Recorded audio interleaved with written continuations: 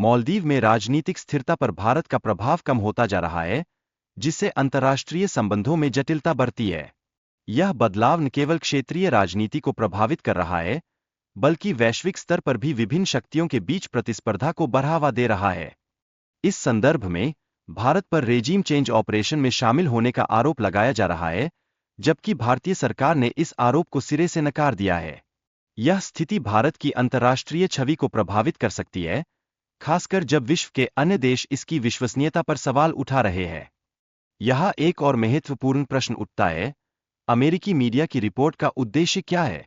क्या यह चीन को बढ़ावा देने की एक कोशिश है? इस प्रकार के सवाल वैश्विक राजनीतिक परिदृश्य को और जटिल बनाते हैं, जिसमें प्रत्येक देश की अपनी प्राथमिकताएं और संदर्भ होते हैं। भारत के संबंध चीन के साथ गहरे होते जा रहे हैं, जबकि अमेरिका इस पर सवाल उठा रहा है। यह स्थिति निश्चित रूप से दोनों देशों के बीच तनाव को बढ़ा सकती है, जिससे क्षेत्रीय स्थिरता पर नकारात्मक असर पड़ सकता है। उधर, अमेरिकी मीडिया भारत पर आरोप लगा रहा है कि उसने मालदीव में सरकार बदलने की कोशिश की थी। यह आरोप भारत के लिए गंभीर चिंताओं का कारण बन रहा है और इससे उसके अंतर्राष्ट्रीय संबंधों में और अधिक जटिलता उत्पन्न हो रही है। हालांकि, यूएई मीडिया ने भारत को लेकर जो टिप्पणियां की है, उनमें कोई ठोस सबूत नहीं है। यह स्थिति भारत के खिलाफ एक पूर्वाग्रहित दृष्टिकोण का संकेत देती है, जो आगे जाकर अंतर्राष्ट्रीय संबंधों को और अधिक प्रभावित कर सकती है। बांग्लादेश में अमेरिका की गतिविधियों का भारतीय मीडिया द्वारा खुलासा किया गया है, जो कि एक महत्वपूर्ण पहलू है। इससे यह स्पष्ट होता है कि अमेरिका का बांग्लादेश में विशेष हित है, जो क्षेत्रीय राजनीति पर भी असर डाल सकता है। इसके अतिरिक्त 1975 में बांग्लादेश की राजनीति में अमेरिकी हस्तक्षेप का इतिहास भी महत्वपूर्ण है। यह दर्शाता है कि अमेरिका ने हमेशा अपने हितों के अनुसार देशों में बदलाव लाने की कोशिश की है, जो एक जटिल राजनीतिक परिदृश्य प्रस्तुत करता है। यहां तक कि अमेरिका ने बांग्लादेश के स्वतंत्रता संग्राम में महत्वपूर्ण भूमिका निभाई थी, जिसके कारण शेख मुजीबुर रहमान के खिलाफ साजिशें रची गई थीं। इस प्रकार के हस्तक्षेप ने बांग्लादेश की आंतरिक राजनीति में गंभीर परिवर्तन किए। भारत ने बांग्लादेश के मामले में संयम बरता, जबकि उसके पास कई मौके थे, जिससे अंतर्राष्ट्रीय समुदाय में उसकी छवि मजबूत हुई। यह दर्शाता है कि भारत ने सतर्कता से अपनी रणनीति बनाई, ताकि वह वैश्विक दृष्टिकोण में सकारात्मक बना रहे। इसके साथ ही, विकीलीक्स ने यह भी बताया कि कैसे बांग्लादेश के तख्तापलट में भारत की भूमिका को गलत तरीके से पेश किया जा रहा है। यह स्थिति भारत की छवि को भी प्रभावित कर सकती है, जिससे अन्य देशों में गलतफहमी पैदा हो सकती है। इस संदर्भ में, डोनाल्ड ट्रंप के प्रशासन में भी मीडिया द्वारा भारत को निशाना बनाया जाएगा, जो स्थिति को और भी जटिल बना सकता है। यह संभावित आरोप भारत की अंतर्राष्ट्रीय स्थिति को प्रभावित कर सकते हैं, जिसका कठिनाई से सामना करना पड़ेगा। अंत में, भारत के खिलाफ संभावित आरोपों में तख्तापलट कराने के प्रयास भी शामिल हो सकते हैं। ऐसे आरोप न केवल भारत की छवि को नुकसान पहुंचाते हैं, बल्कि उसकी अंतर्राष्ट्रीय स्थिति को भी चुनौती देते हैं। क्रेडिट कार्ड्स के कई लाभ जैसे कैशबैक और एयरपोर्ट लाउंज की सुविधाएं आजकल युवा वर्ग में तेजी से लोकप्रिय हो रही है। यह सुविधाएं न केवल ग्राहकों को आकर्षित करती है, बल्कि उनके दैनिक खर्च को भी प्रबंधित करने में मदद करती है।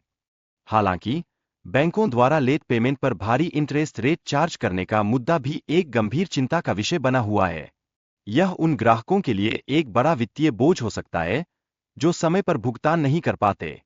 2008 में national consumer dispute redressal commission द्वारा लगाए गए पेनल्टी चार्ज पर कैपिंग, जिसे सुप्रीम कोर्ट ने हाल ही में पलट दिया है, यह दर्शाता है कि न्यायालय उपभोक्ता संरक्षण को कितनी गंभीरता से लेता है।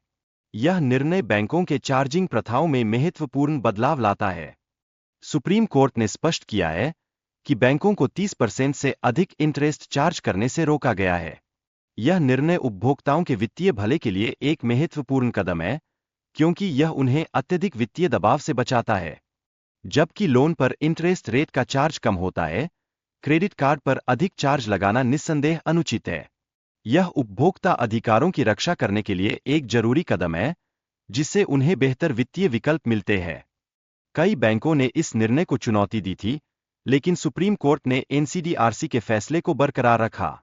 यह निर्णय न्यायिक प्रक्रिया में उपभोक्ता हितों की पुष्टि करता है, जिससे उपभोक्ताओं का विश्वास बढ़ता है। क्रेडिट कार्ड के इस्तेमाल में कस्टमर्स को 45 दिन का इंटरेस्ट फ्री समय मिलता है। यदि उपभोक्ता समय पर पेमेंट करता है तो उसे कोई अतिरिक्त चार्ज नहीं देना पड़ता, जो क्रेडिट कार्ड के एक बड़े लाभ के रूप में देखा जा सकता है।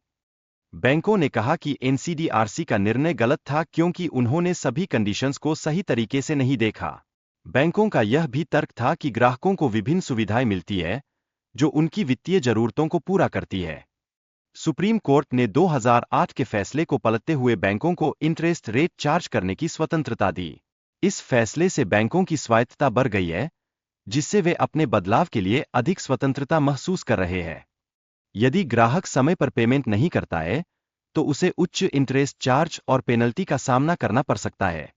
यह निश्चित रूप से कस्टमर्स के लिए वित्तीय मुश्किलें पैदा कर सकता है, इसलिए समय पर भुगतान बहुत आवश्यक है। बैंकों को अपने मार्केट कंडीशन के अनुसार चार्ज करने की अनुमति मिली है। इससे कस्टमर्स के लिए इंटरेस्ट रेट अलग अलग हो सकते हैं, जो पूरी तरह उनके भुगतान इतिहास पर निर्भर करेगा। आरबीआई ने बैंकों को इंटरेस्ट चार्ज करने की अधिकता पर नसीहत दी है, लेकिन बैंक बोर्ड को निर्णय लेने की स्वतंत्रता दी है।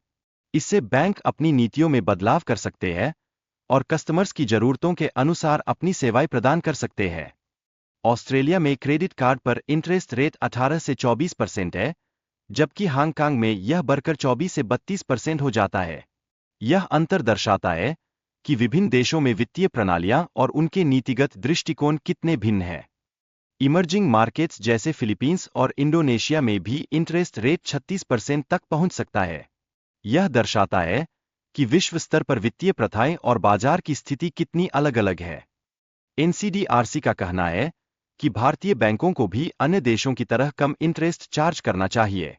यह सुझाव उपभोक्ताओं के हितों को ध्यान में रखते हुए महत्वपूर्ण है, ताकि उनके वित्तीय बोझ को कम किया जा सके। पिछले 15 वर्षों के दौरान मध्यम वर्ग की आय स्थिर बनी हुई है, जिसके परिणामस्वरूप आर्थिक असमानता में वृद्धि देखने को मिल रही है। इस संदर्भ में शीर्ष 15% जनसंख्या की आय में उल्लेखनीय वृद्धि हो रही है, जबकि सरकार की सब्सिडी और वित्तीय सहायता के माध्यम से निचले तबके की आय में मामूली वृद्धि हो रही है। यह एक स्थायी समाधान के रूप में कार्य नहीं कर रहा है। इसलिए इन उपायों की दीर्घकालिक प्रभावशीलता पर प्रश्न उठता है। भारत की युवा आबादी का एक महत्वपूर्ण हिस्सा तो शिक्षित है और ही रोजगार की खोज में सक्रिय है। इस स्थिति के परिणामस्वरूप देश में रोजगार के अवसर सीमित हो गए हैं। भारत में अनौपचारिक क्षेत्र का वर्चस्व स्पष्ट रूप से दिखाई देता है, जो उत्पादन और रोजगार के विकास में नकारात्मक प्रभाव डालता है। यह समस्या विशेषकर पीछे रह गए राज्यों में और भी अधिक गंभीर है। मध्यम आय जाल वह स्थिति है जो आर्थिक विकास की गति को धीमा कर देती है। इस स्थिति से लोग अधिक आय अर्जित करने में असमर्थ रहते हैं और वेतन भी स्थिर रहते हैं। कोविड-19 के प्रभाव के बावजूद भारत की अर्थव्यवस्था पहले से ही गिरावट की ओर अग्रसर थी। यह तथ्य दर्शाता है कि समस्या केवल महामारी की देन नहीं है। प्राइवेट खपत का जीडीपी में योगदान लगभग 55 से 60% है। इस खपत में कमी से आर्थिक वृद्धि पर नकारात्मक प्रभाव पड़ रहा है। मध्यम वर्ग की आर्थिक स्थिति में गिरावट आई है, जिसके परिणामस्वरूप उनकी खरीद क्षमता पर प्रभाव पड़ा है। यह समस्या देश के विकास के लिए अत्यधिक चिंताजनक है। हालांकि स्टॉक मार्केट का प्रदर्शन सकारात्मक नजर आता है, यह वास्तविक अर्थव्यवस्था की रीति-नीति को प्रतिबिंबित नहीं करता। इसके परिणामस्वरूप कई निवेशक इसकी अनिश्चितताओं से चिंतित हैं। स्टॉक मार्केट में प्राइस टू अर्निंग अनुपात अत्यधिक ऊंचे स्तर पर है, जबकि वास्तविक अर्थव्यवस्था में निवेश की कमी का सामना करना पड़ रहा है। यह असमानता एक गंभीर चिंता का विषय बन गई है। मध्य वर्ग के लिए आवश्यक वस्तुओं का उत्पादन भारत में पर्याप्त मात्रा में नहीं हो रहा है। इसके परिणामस्वरूप हम विदेशी उत्पादों पर निर्भरता बढ़ा रहे हैं। उच्च आय वाली जनसंख्या के लिए उत्पादों का उत्पादन बढ़ता जा रहा है, जबकि मध्य वर्ग के लिए यह स्थिति ठीक नहीं है। इस असंतुलन के कारण उत्पादकता में कमी आ रही है। भारत में अनौपचारिक क्षेत्र की समस्याएं अभी भी जारी है, जो औपचारिक क्षेत्र में आवश्यक परिवर्तनों को रोक रही है। यह स्थिति देश की आर्थिक प्रगति में रुकावट डाल रही है।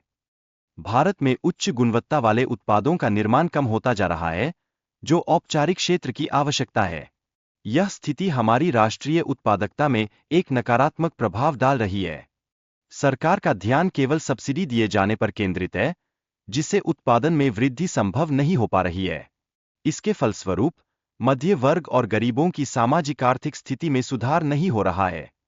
भारत की आर्थिक स्थिति में सुधार लाने के लिए उत्पादकता पर विशेष ध्यान केंद्रित करना अत्यंत आवश्यक है, ताकि विकास की नई संभावनाएं निर्मित की जा सकें। मध्यम आय जाल से बाहर निकलने के लिए भारत को एक ठोस और प्रभावी रणनीति का निर्माण करना होगा, ताकि विकास की गति को बरकरार रखा जा सके। भारतीय रिजर्व बैंक के संभावित उपायों का प्रभाव देश की मुद्रा और पूंजी प्रवाह पर पड़ सकता है, जो आर्थिक स्थिरता के लिए अत्यंत महत्वपूर्ण है।